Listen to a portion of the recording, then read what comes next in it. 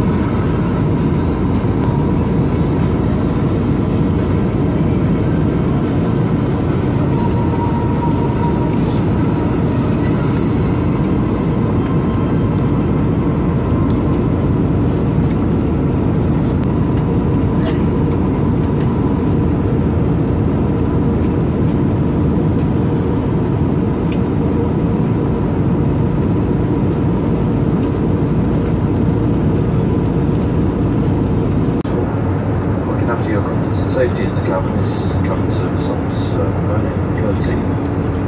We've reached our cruising altitude of 36,000 feet, routing southwest over the Java Sea towards Jakarta.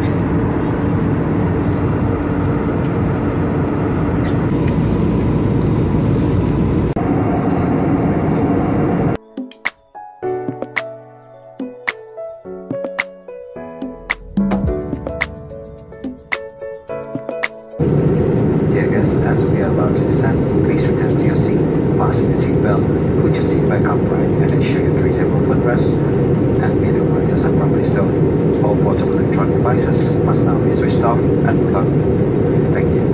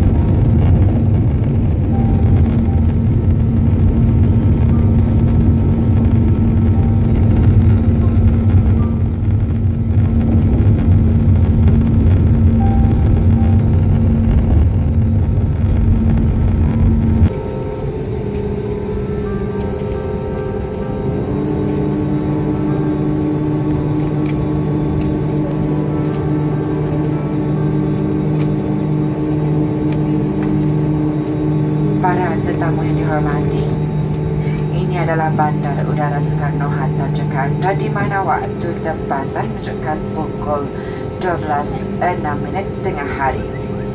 Sila duduk sehingga pesawat berhenti sepenuhnya dan lampu isyarat tali keledar telah dipadamkan. Sebelum meninggalkan pesawat, sila periksa saku kerusi dan membawa semua barangan kepunyaan Auda. Kami juga ingin mengingatkan supaya Auda berhati-hati ketika membuka ruang penaruhan di atas. Telefon bimbit boleh digunakan sekarang.